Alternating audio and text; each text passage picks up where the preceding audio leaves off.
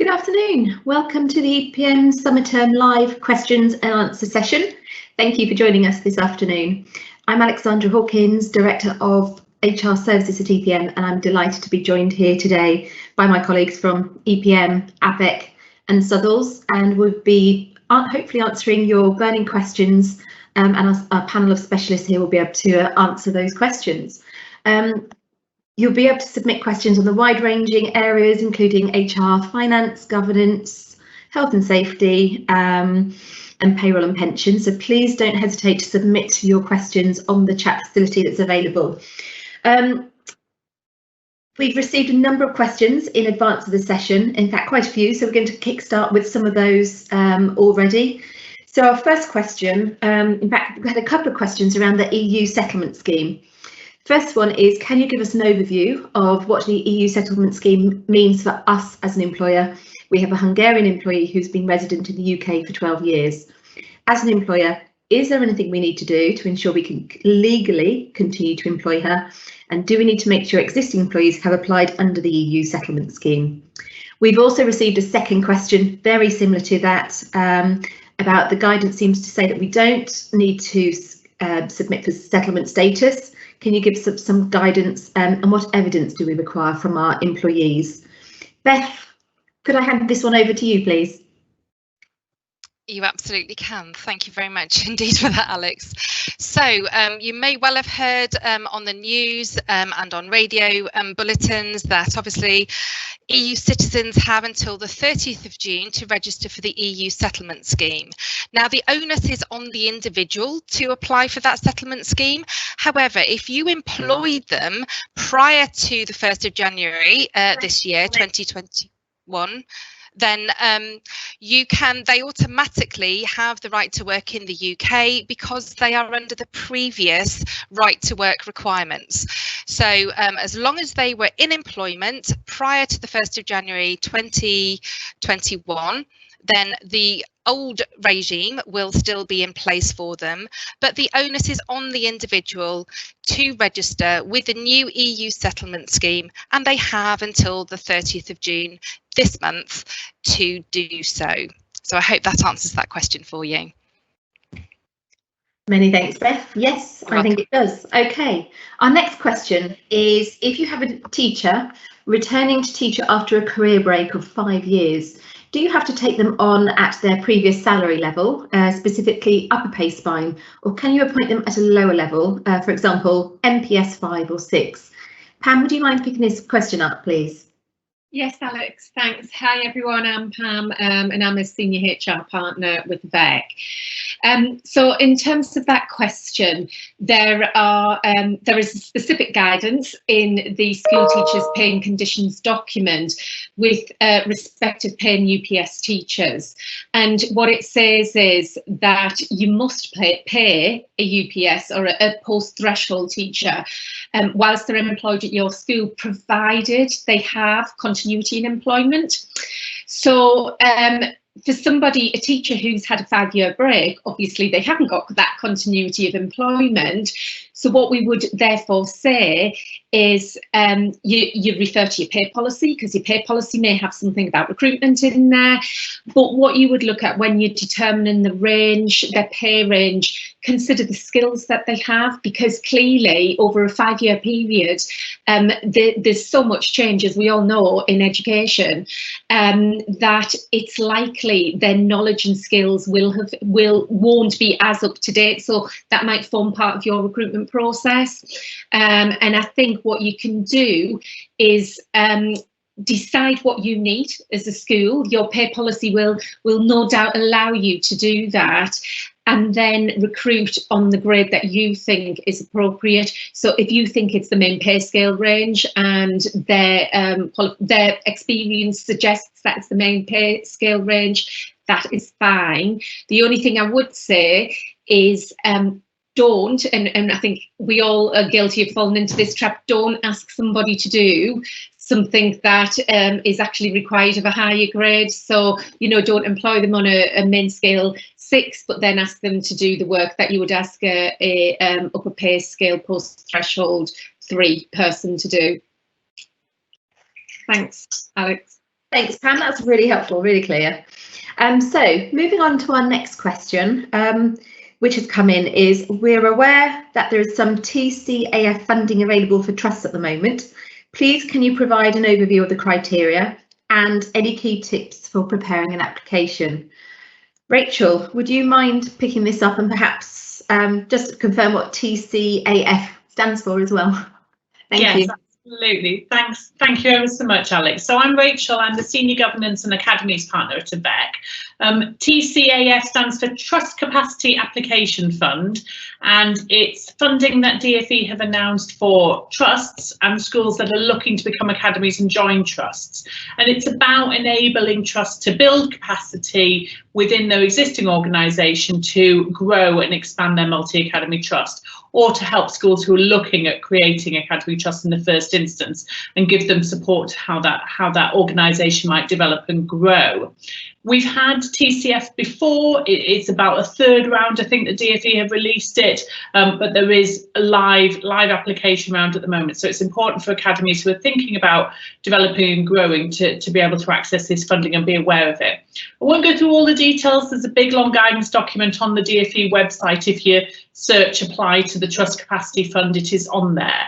But basically it's organised into two strands, with each with their own minimum and maximum range, so you can apply within those fund application points. The first one is very much focused around if you're bringing schools in difficulties into your trust, so schools that require improvement or inadequate, and it's about building capacity to take on those schools. So there will be ring fenced to only a number of trusts who are eligible for that.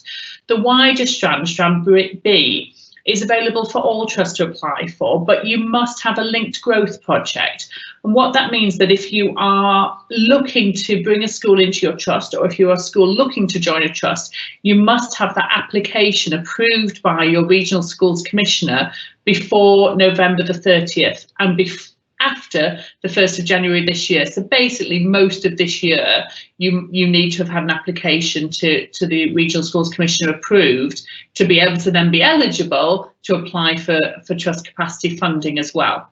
The types of projects that they're looking for are when you might be merging two trusts together, you might be bringing schools into your trust, you might be looking at sponsor projects to develop a new academy sponsor into your trust. It's those types of bids that they're looking to develop. And the type of work that you might want to bid for, things like if you're developing the central team or your central functions, maybe IT support, finance support.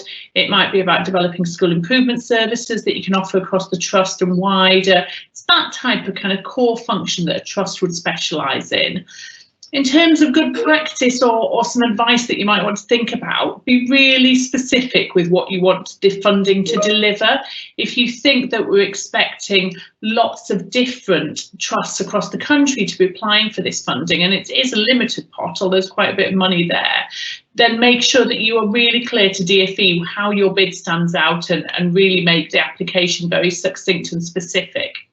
You need to make sure that you can deliver that funding within the time frame that DfE have given you. So all the money must be spent by the 31st of March next year.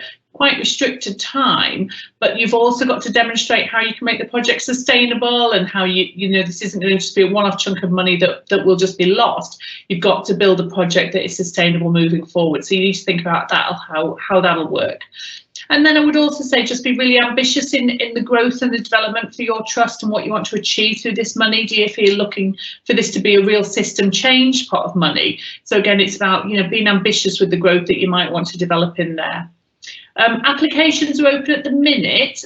There is a deadline for the first round on the 25th of June. Then there's another round that opens immediately after that on the 26th of June, which runs until the end of September.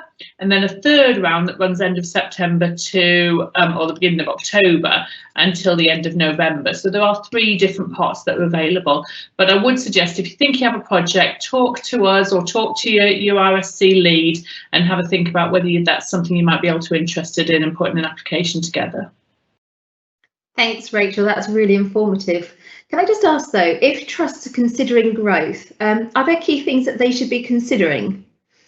Yes, absolutely. And I think one of the things we're saying to anybody we're working with at the moment, but how we'd encourage schools to look at this if you're developing growth, is really focus on due diligence initially. So it's really exciting to start thinking about, you know, the project and what you're going to deliver and what the end outcomes are going to be, but really focus on due diligence in those early stages. And that's either between, you know, school to school, trust and school, however that relationship is working, you need to know the warts and alls of everything that you're going into, and make sure that your governors or your board have the opportunity to consider that due diligence before they're making some of those final decisions. Because once you've signed those legal documents and you've moved forward into the final stages of merging together or working together, then actually it's a bit too late then. You really need to know what you're taking on and what the options are, so you can manage the risk and you can look at opportunities to manage that as well. In terms of guidance for due diligence, certainly set out your expectations of what you think the due diligence will cover, how much information you want to share, what that will look like. As I said, carry out your decisions as part of your due diligence process, and make sure you do that before you get to your final stage of decision making, and think of a time frame you want to work on. Now, you can conduct due diligence in a couple of weeks, or you can carry it out over a longer period of time, but as long as you understood what that time frame looks like and how that will fit into your wider project, I think that's really important and something that you're going to go through. Just to mention there, Alex, in the June edition of the Education Insights magazine, there's a bit more of an article on due diligence and how you might want to think about some of the top tips for due diligence. So I'd encourage you all to have a look at that as well. That's really helpful. Thank you, Rachel, and a good plug there for the Education Insights mag too. Okay, moving on to a question that we've received. I think this is probably one for Beth. It relates to the barred list checks. Unsure about how I now process a barred list check. Are they completed as part of a DBS application with EPM, or should I always apply separately? Beth, would you mind picking that one up, please? Not a problem. So DBS checks are depending on the category of staff that you're applying for and whether they're engaged in regulated activity or not. Most DBS checks will include a barred list check. However, if your DBS check has not been returned prior to that person starting their appointment with you, then you will need to do a standalone barred list check. Now, Capita lost the contract for holding that information, and that's now moved to the TRA website, the Teaching Regulation Agency website. So all schools automatically have access to the TRA website. And once you've logged in, underneath the normal sanctions and restrictions that we see, there'll be a little bit there for a standalone barred list check. But you only need to do this if you haven't got your enhanced DBS check, which would include a barred list check, in place prior to that person's appointment starting. So it's only there as a safeguard for you. And obviously, if the DBS hasn't been returned, you would need to do the standalone barred list check together with a risk assessment that will state what supervision you're going to be putting in place until that full enhanced DBS check has been received. So it shouldn't be used as a stopgap because that DBS should be in place prior to that person starting the appointment. It's only in extreme circumstances should it be used. All right. That's great. Thanks, Beth. Can I just ask a question on that? Around the 3 months rule, if the DBS is older than 3 months, are there steps that the school should be taking? So do you mean if the person hasn't been in employment for more than 3 months? Absolutely. Right. Yeah. So this is a school discretion thing. Obviously, if, say, for example, you're on maternity leave or you're on long-term sick, you're still under the same contract of employment. There's no break in service there. So technically, you don't need a new DBS check. For your casual members of staff, obviously, if they've registered with the update service, then as long as you've got their permission to go on to the update service, you can check the status of their DBS check online, and that's free of charge. And obviously, if that has changed, you would then need to do a brand new DBS check to find out what information has subsequently come to light on it. Equally, for your volunteers, depending on whether they're engaged in regulated activity or not, it may be something that you would want to do, an additional check that you would need to do. For those who are not engaged in regulated activity, who are going to be supervised by someone else who is, then obviously that person who is engaged in regulated activity is the person that is going to be doing the supervision, and a new DBS check wouldn't be required. For those volunteers who are going to be engaged in regulated activity, it is the school's decision to think about whether or not it would be appropriate to apply for a new DBS check. Fabulous, that's really thorough. Thank you, Beth. Okay, so moving on, our next question that we've received asks, with the change in COVID restriction, what is the potential risk of allowing a pregnant member of staff to work in school from 28 weeks onwards? Only some of their role can be done at home, although previously could do remote learning in lockdown. I think probably there's two angles on this, and Simon, can I perhaps hand over to you first of all to take that from a health and safety perspective, but perhaps Pam, you might have some thoughts around an HR angle as well that you can add to it. Thank you. So yes, I'm Simon. I'm one of the health and safety consultants and the schools lead at Southalls. So it's a great question, but it's also a very difficult one. From a health and safety point of view, there's a few things to consider. 28 weeks is obviously the critical point. As you enter the third trimester, there are additional risks. So we know that there's roughly twice the likelihood of premature birth and stillbirth, as well as the pregnant woman also being at increased risk of severe symptoms. So that third trimester is critical. But you've also got to consider the other health factors of the individual. There could be other health complications that mean that they are clinically extremely vulnerable anyway, and therefore more likely to have severe symptoms. Now, in terms of the changes in restrictions, obviously we had the announcement yesterday that they're going to be delayed for 4 weeks. So that kind of takes us towards the end of term. So we're probably looking more towards the September term for a lot of employees. Now, we're almost thinking ahead at this point, but ultimately what you'll be left with is, we've got 4 weeks for people to basically, for more adults to be to become vaccinated, and that's going to be the government's emphasis from everything they've been announcing. But the trouble is there's at the moment limited safety data on the vaccines within pregnant women. There is some data out of America, but there's limited safety studies, which could mean that there's limited uptake of vaccines within pregnant workers. Also, we know that COVID rates are rising significantly at the moment, hence the push for more vaccinations. So when restrictions do release, we're potentially in a situation where we've got pregnant workers in school who may not be vaccinated like the majority of your other staff, with more face-to-face interactions with pupils, with teachers, with parents coming on site who may not follow the same sort of responsibility for keeping distance with that employee. So we're potentially, and it is potentially because we don't know what the restrictions will be at the time, we're potentially going to face a point where there is increased risk for pregnant workers in that final trimester. So you can see that actually it is a very complex sort of field. There's a lot to weigh up in that kind of assessment, and it's not black and white. So it's very difficult to give a clear answer. But what I would recommend is follow the same approach as we have done previously. You need to do that risk assessment for your pregnant worker, and follow the up-to-date guidance from the Royal College of Obstetricians and Gynecologists. It's a fantastic resource, and they've got all the up-to-date information and safety data, but also take into account, as I say, their health factors, their specific job role and functions, their likely exposures within school, especially as we get towards changes in COVID restrictions and your COVID risk assessment within your school, and therefore the likelihood that they might interact with someone who could have COVID within school. Do that ahead of the 28-week stage, but obviously make sure that's reviewed whenever circumstances change, which will be both the workers' circumstances, but also, like I say, changes with any restrictions within school. And ultimately, it's a difficult decision to make, but you don't have to make it alone. The midwife and the GP will be able to provide fantastic advice, but also, if you need further advice, do consult a occupational health specialist who will be able to look at all of the factors, weigh that up and provide you with detailed recommendations on exactly what you do. So that's kind of my best summary of the health and safety side, but Pam, I know you're going to provide some help on the HR side.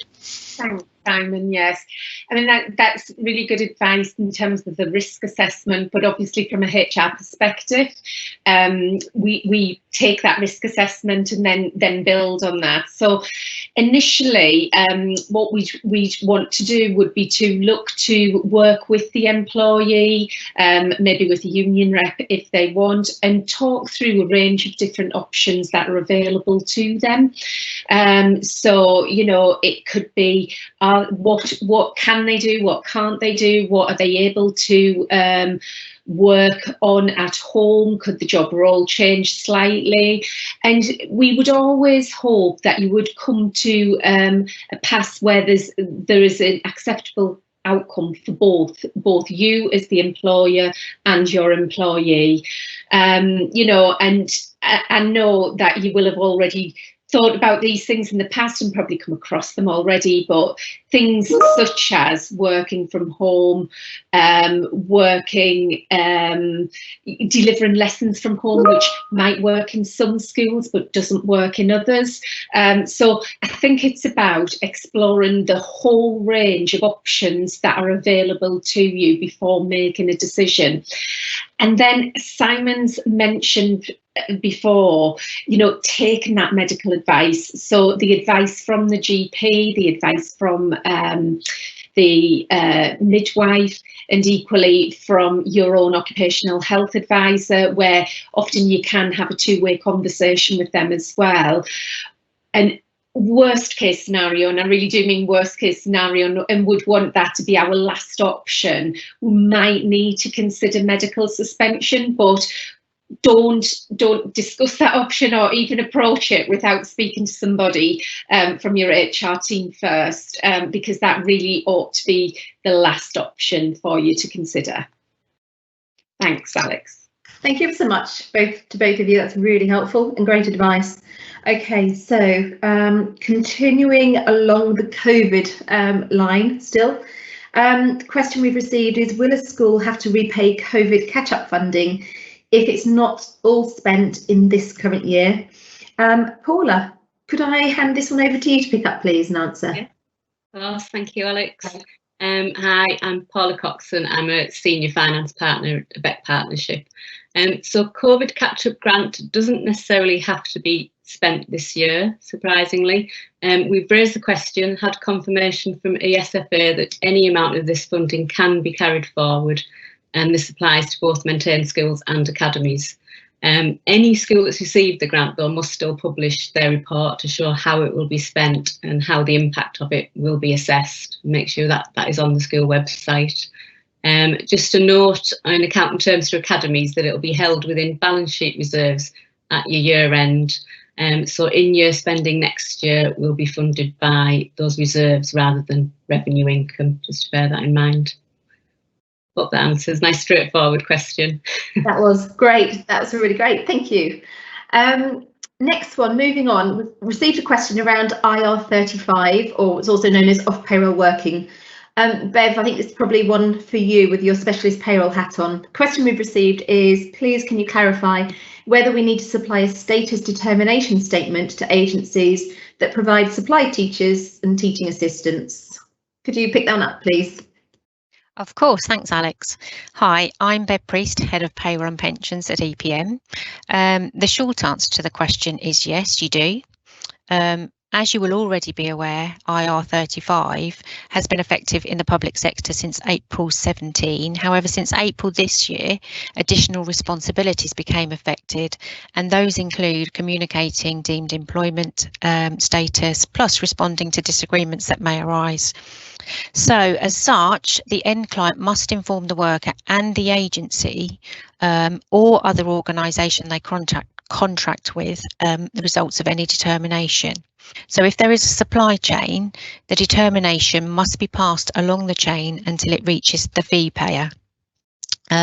Now, the fee payer is the entity which pays the intermediary and will then be responsible for deducting tax and national insurance and paying that to HMRC.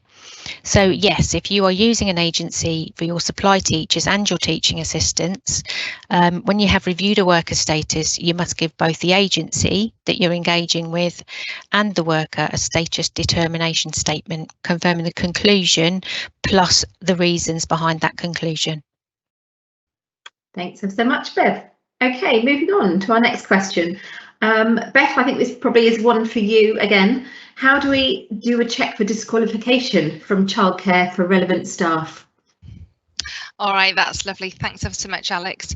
So disqualification under the Child Care Act changed in 2018, and that's whereby disqualification by association was removed. And the Department for Education would like to think that everybody has a duty to declare if they are disqualified from working in a culture that is open and transparent. So although the regulations are from reception age up to the age of 8, the DFE's view is that everybody in a school setting should keep the head teacher informed if employment they are disqualified from working with children. So it's up to you whether you choose to do a declaration, an annual declaration, and it's up to you whether or not you will have this on your single central record. If you do, obviously you need to think about how you're going to record that and who it's applicable to, but in everybody's contract there is a section, especially if you've had one issued through EPM, there is a segment in there that it is the individual's responsibility to keep the head teacher informed of changes in their circumstances, and if they fail to do so, that could result in dismissal. So I hope that helps answer you. Thanks. Thank you, Beth. I think we had a slight technical glitch possibly then, but I think we only missed a couple of words. It was absolutely fine. I think we've got your response loud and clear, so thanks. Okay, so moving on, our next question is current government guidance is that you should work from home if you can, but with restrictions, easing, hopefully in a further 4 weeks' time.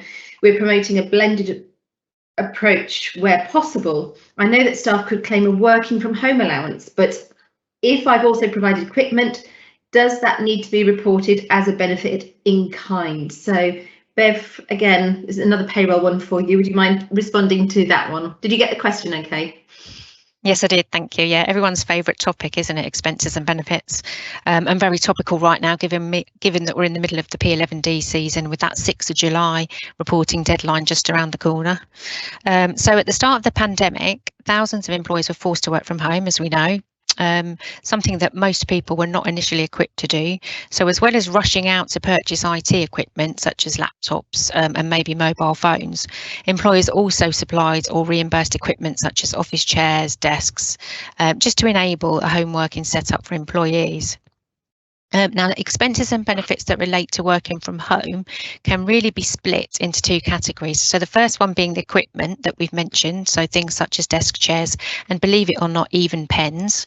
The second category would come under the heading of additional household expenses. So, for instance, gas or electric.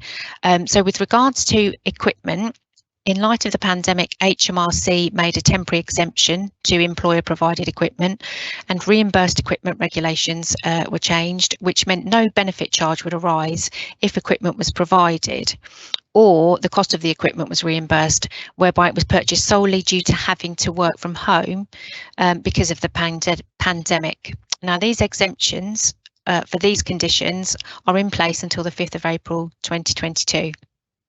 The home working allowance you mentioned, that is a flat rate to cover additional expenses incurred by employees. So think again, electric, gas. And last tax year, 2021, HMRC temporarily relaxed the requirements to allow employees not only to claim that for the whole year, but also to be able to claim that directly from HMRC. Now, so far this year, the government are still advising people to work from home where possible, and HMRC have confirmed that the scheme will continue for the current tax year, so for 21-22. It is important to note that employees can only submit a claim for the flat rate, which is currently £6 per week or £26 per month. if, as the employer, you have not reimbursed or paid an allowance to cover those types of expenses, the claim must be done via self-assessment or personal tax account if you have access to that. And for those who are outside the scope of a tax code adjustment or self-assessment, you can actually complete a form P87, which is available on Gov.uk. Now that can be completed online and submitted or printed and posted. One further thing to note is if you've covered any costs for household expenses that are above the flat rate of the home working allowance, you would need to have proof that the payments were no more than the additional household expenses would ordinarily be. Any amount above that would actually be considered additional earnings and be subject to both tax and national insurance. So hopefully that answered the question. That does indeed. Thank you, Bev. OK, we've just received a question in from a viewer. So the question is, I have a member of staff who is approaching 33 weeks pregnant. She has a risk assessment that was agreed by EPM, Southalls and the midwife, and she's keen to continue to work. Does this need to change in the light of increased infection and a new variant? All staff have seen and agreed to adhere to the risk assessment. So I'm assuming that's suggesting that she's agreed, they've all agreed that she can be in school and it's safe for her to do that, bearing in mind the risk assessment is in place. Simon, would you mind picking that one up, please? Yeah, no problem at all. So yeah, I think the key here is, rates are increasing. However, they haven't increased significantly at the moment. It's early indication that rates are going up. Obviously, if you're in an area where there are significant spikes, as an example, I know Bedford, some of the schools in Bedford have had significantly high numbers of cases. That might be a significant factor that drives a review of that risk assessment. But at the moment, if you're just in if you're not in one of those particularly high risk areas, I would say you probably don't need to do that risk assessment review now. But do bear in mind that as restrictions change, obviously the risk at that point will change significantly if suddenly the controls generally within the school disappear. One thing you can't do obviously is rely on vaccines within your risk assessment, because from a HR point of view, I appreciate I'm going into the other field here. In terms of sort of enforcing vaccines, it's not something that can be done. I'm sure someone will correct me if I'm wrong on that one. So yeah, at the moment, just to answer that question, then I would say you probably don't need to be reviewing that one unless you've got something specific that's given you concern right now, but be ready for it as and when restrictions do change. That's great, fab stuff. Thank you, Simon. OK, now moving on. Our next question is around a single central record. I'm doing an audit of our records and note that we have some missing references for existing employees who were previously checked by Baines HR payroll before we switched to EPM. Do I need to ask the staff member for referees, or can I leave it blank? Beth, would you mind picking this one up as well, please? Not a problem at all. Thanks, Alex. So references on a single central record is actually not a statutory requirement, but if you do have references on your single central record and you have noted that there are some missing references, then I think it's best to do a risk assessment on that and get the head teacher to sign off on it. Now, obviously, it is a school's responsibility to seek references, and it's proper, it's safe recruitment practice to do that prior to the appointment. So if you are currently still going through a recruitment campaign and you have got missing references, absolutely appropriate to continue to seek those references in a timely manner.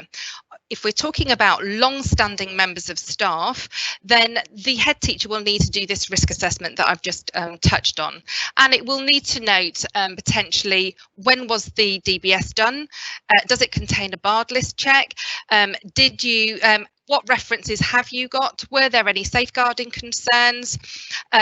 Do you want to do a new DBS check, including a barred list, depending on whether it was an old style CRB or not? These are all things that the head teacher will need to consider. And then possibly, if you add in another question, are there any safeguarding concerns to that risk assessment? Ultimately, the head teacher will then sign off on the fact that they're not going to take this missing reference any further, because actually there's little to be gained from seeking a reference from an old standing member of staff, because you are now best placed to provide that reference for them. And obviously, if you have any safeguarding concerns, you'll be managing that through capability and performance management anyway.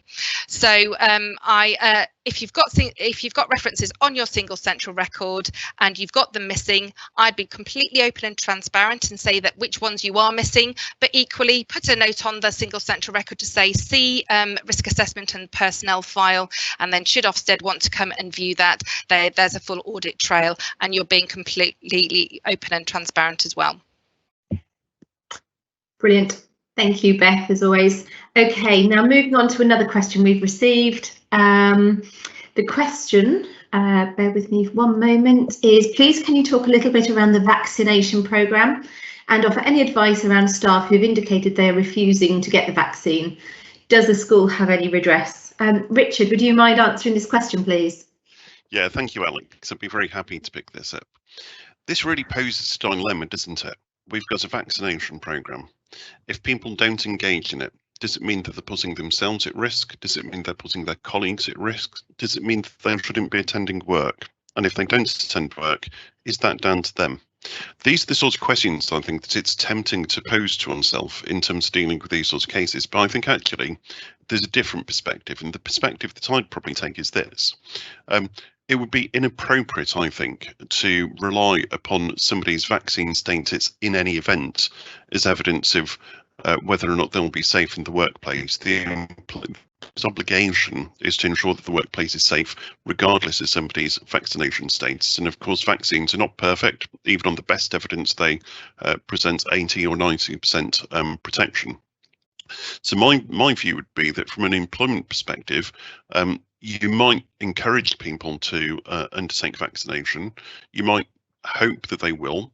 I think there's some question as to whether or not you can insist on whether they tell you.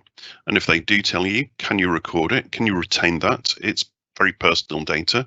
Do you have consent to hold that sort of data?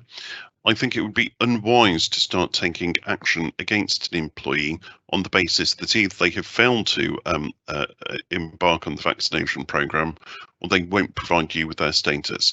I think that would be a risky course of action to take. And I think given that you can't rely upon their vaccination status, it probably wouldn't be beneficial to you as an employer in any event.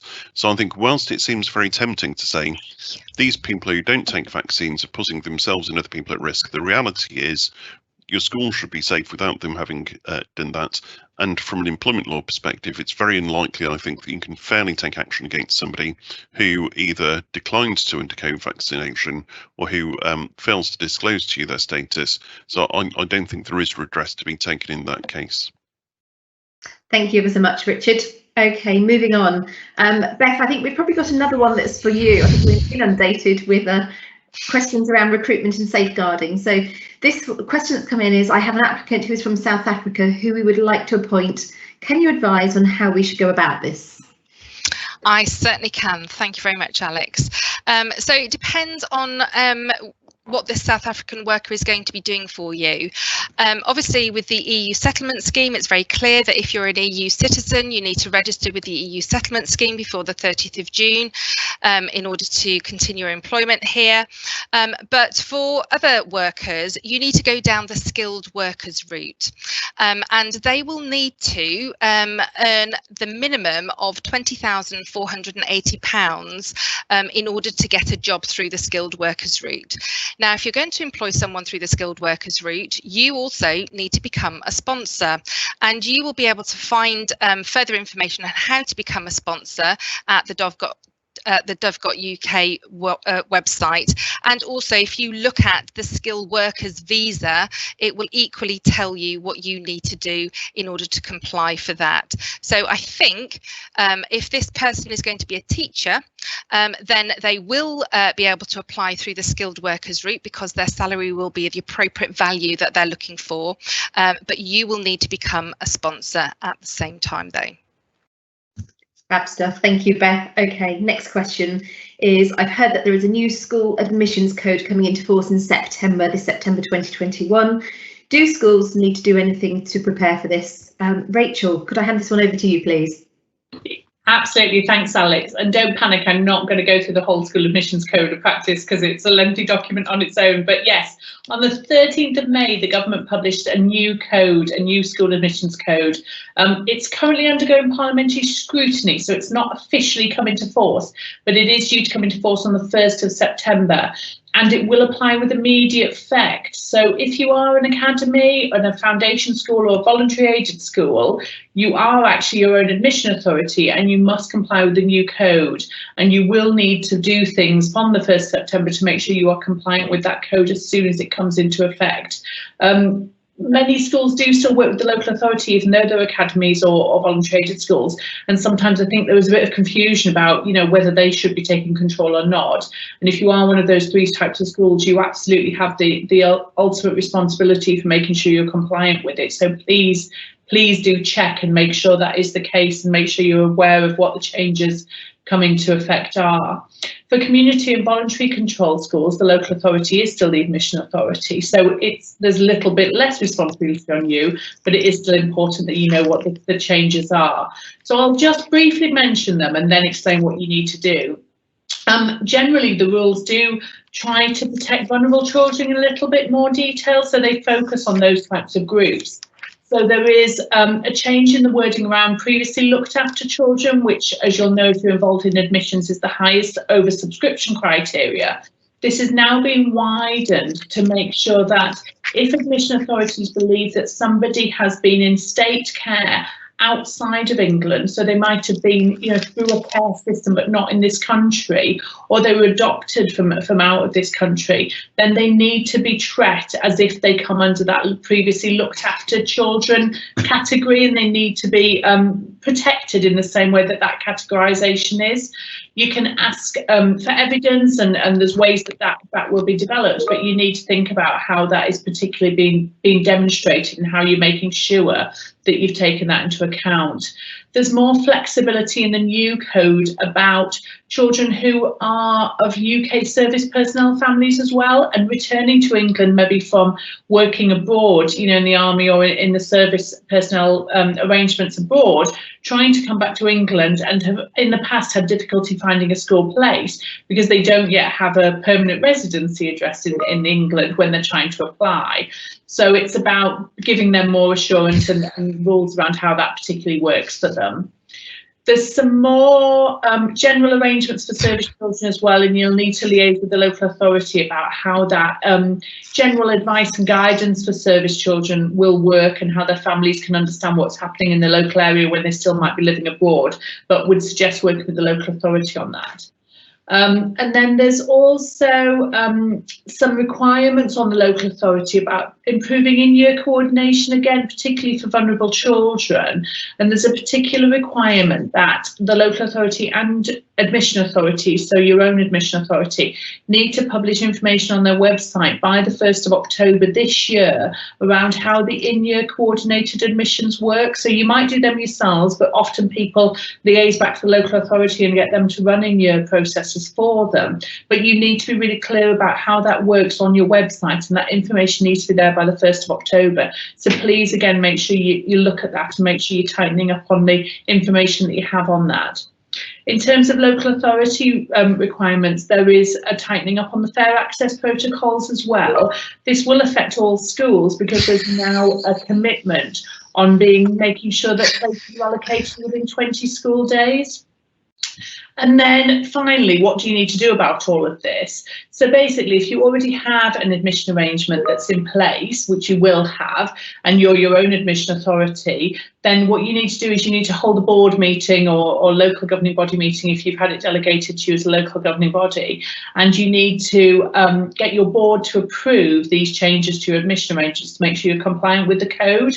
If you have a board meeting prior to the new changes receiving parliamentary consent, then you'll need to note that they are just conditional of that parliamentary consent being given. But then actually what you need to do is make sure that they are ratified in September when you have another board meeting, to just make sure there's nothing changed or nothing being updated. So absolutely, please go and have a look at the code. Please make sure your admission policy is up to date, and then make sure you've got a board meeting that acknowledges those changes and puts the right level of approval on. But there will be changes from the 1st September this year. Thanks, Alex. Fabulous, thanks Rachel, that was really thorough. Okay, another question that we've had come in this afternoon is, do I need to undertake section 128 checks on all contracted staff and all governors? Beth, one for you again, I'm afraid. Not a problem. So a section 128 check is only applicable to certain categories of staff within a school, and predominantly they're going to be the head teacher, any teaching positions on the senior leadership team, any teaching positions which carry a department headship, and you'll need to consider whether or not individuals such as other teachers with additional responsibilities fall into that category. If you've got contractors that are advising you on the management of school, again, you're going to need to decide whether or not they are fall within that remit. For any other teaching or support member of staff, no, it's not applicable to them. And it's worth noting that the only where you can do a DBS check if you're not, a section 128 check if you're not engaged in regulated activity, is via the TRA website and clicking on the little hyperlink that is applicable to that. If you're doing it via a DBS route, then you have to be engaged in regulated activity. So your governors won't be able to do that because governance is not classed as regulated activity. And the only job title that has been agreed with the Department for Education is independent school, but you must be engaged in regulated activity in order to do it via the DBS route there. The other way is to do that, the standalone check, via the TRA website, but it's only for those applicable positions, not everybody in school. Thank you, Beth. Okay, moving on. Next question we've received is, we have contractors coming on site to do essential repair works to do our roof over the summer holiday period.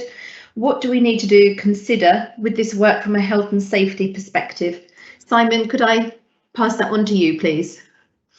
Yeah, thank you, Alex. Yeah, this is a matter of contractor management and applies really to any contractor work, but yeah, particularly high risk activities like working at height. It's good timing because I imagine a lot of schools are doing a lot of their bigger maintenance jobs over the summer holiday rather. So, you know, hopefully that this will actually be beneficial for quite a few people. So one myth to dispel straight away is you can't simply rely on the competency of a contractor. So you can't just rely on saying that person is an expert at what they do, I'll let them come on site and they can do what they need to. As an employer, you have a responsibility for people not in your employment whilst they're on your site and the activities that they're doing. So you do still retain legal responsibility. So there's a few things that we recommend you do with any contractor. So with any contractor, do your due diligence to make sure that they are suitable to be on site. You know, they're the contractors you want. The way to do this is, firstly, make sure they've got insurance that covers the jobs that they're going to be done. Make sure that's suitable and a sufficient amount. Check their qualifications to make sure they're competent to do the works. Check that they are, well, they may not be, but they may be members of relevant trade bodies, like for electricians, the big two are NAPIT and NIC EIC. And they might also have various accreditations, such as CHAS. That's one of the biggest ones, Contractor Health and Safety Accreditation Scheme. So you'll probably see that a lot on the contractors working within schools. You can also check the HSE's prosecution database to see if that contractor has had any recent enforcement action taken, including prosecutions. So bring that all together, you then have good due diligence to make sure the contractor you're bringing on site is a fit and proper person for the job that you want them to do. You then also obviously need to provide them with details about the job and any hazards that they need to be aware of to do the job safely that they may not be aware of, and don't just rely on the contractor doing the hazard spotting. If you know that there's asbestos in the area, you need to tell them. If there's a risk from overhead power lines, you need to tell them. If there's a risk of falling from heights or dangerous water or confined spaces, tell them ahead of time so that that can all be considered as part of the job scoping work. And then the real crux of it, the the real detail here, especially if it's roof work, as mentioned in the question, is when it comes to high risk jobs, you need to be doing a bit more. Like I say, you can't rely on them to just be doing the job they do safely. The way you would normally approach this is through something called a permit to work scheme. So the first stage of that is to obviously provide them with all that information about the job, about the hazards, about the full scope of the work. They should then, they'll normally do a site visit, or they'll ask for additional information so that they can produce risk assessments and method statements for the job. And that will obviously go through all the risks, the control measures they're going to put in place. And in terms of the method statement, step by step, simple instructions on how they're going to turn up, do the job, leave the site safely and leave. So you will then be in a position to review those documents to make sure that actually they are going to do the job safely. And if there's anything additional that you need to stipulate, such as site safety rules or timings to say they're only going to be in during the evenings, weekends, holidays, then they can go in the permit as part of that working permission. Now, in terms of the roof work specifically, obviously the biggest things here are falls from height. So with any roof work, it's not sufficient to say they know what they're doing, they'll just go up on the roof with a ladder. There's a significant risk there of falling off, which can be a fatal accident, and often, unfortunately, a lot of the fatalities coming through are falls from height when doing roof work. Just as a bit of advice there, the typical controls will normally be edge protection or a fall arrest system, such as a man-safe system. If you've got contractors working on the roof and they haven't got anything in their risk assessments and method statements about preventing falls from height, they're probably not looking at that risk sufficiently, and you probably don't want them on site without putting further control measures in place. Also consider, one of the biggest risks there is fragile roofs. So if you do have if you do have a ceiling that is fragile, contains asbestos, or has fragile roof lights, that's a significant risk factor for people falling through, and unfortunately often, like I say, can lead to severe injuries, if not fatality. Once you've got those risk assessments and method statements, like I say, put together the permit to work. You'll also have a bit more information then about the control measures they're using. So if they're putting up scaffolding, then you can then know that they ought to have PASMA training for putting up scaffolding towers and using them safely. So it can give you some more information just to make sure they're working safely. And then the final thing on contractor management really is, when it all goes ahead, make sure you're checking on the contracted works. Don't just leave them to it. You want to have a system in place for regular monitoring to make sure they're following those risk assessments and method statements that you've agreed to. If they're not, then you need to be discussing that with the site supervisor to make sure that the works can then happen safely. And if that fails and they continue to work unsafely, your final resort there is asking them to leave site. Now, if you do want more information, a couple of good places to go on this, because I appreciate it is quite a complicated subject, or can be. Have a look at the HSE's guidance document, INDG 368. That's a really good document for managing contractors. The HSE website, Health and Safety Executive, it's full of lots of useful information, including contractor management and the various hazards that they might be exposed to on site, to help you assess those risk assessments. And I suppose the only final bit is consider also the CDM regs, the construction design management regulations. They are really important. There's stipulations there if you're doing construction type works on how that's sort of planned, the responsibilities of various people. So do have a look at that as well. And then finally, if you need more help, or you want to look at it a bit further, there's loads of e-learning modules out there now on contractor management. Nice and short, don't take too long to do, but will give you a good background in how to sort of manage this process fully, to help you feel competent to do that. And then you can always get advice from someone like Southalls as well, if needs be. Okay, thanks very much. Many thanks, Simon. That was really thorough. I hope that's been helpful to those listening in. Okay, so conscious that we've got 7 minutes left. We had quite a few questions coming in, so I'm going to try and run through a few more before we conclude in the sort of by 3 o'clock. So the next question is one really, I think, for Paula, if you wouldn't mind picking this one up. Is there an update to the Academy's financial handbook this month, please? Right. Thanks, Alex. Yes, we do always get an annual refresh of the Academy's financial handbook. How much notice we get each year varies. This year's is promised to be with us by the end of the month, but we understand that it could be as early as this week. We've also heard it's going to have a change of title this year, so going forward it will be known as the Academy Trust Handbook. We don't believe this is because there are any big rewrites in it, though. We think it's just to better reflect the very wide range of content that's always been in the handbook. There'll also be a change to financial notices to improve, and they will be just known as notices to improve going forward.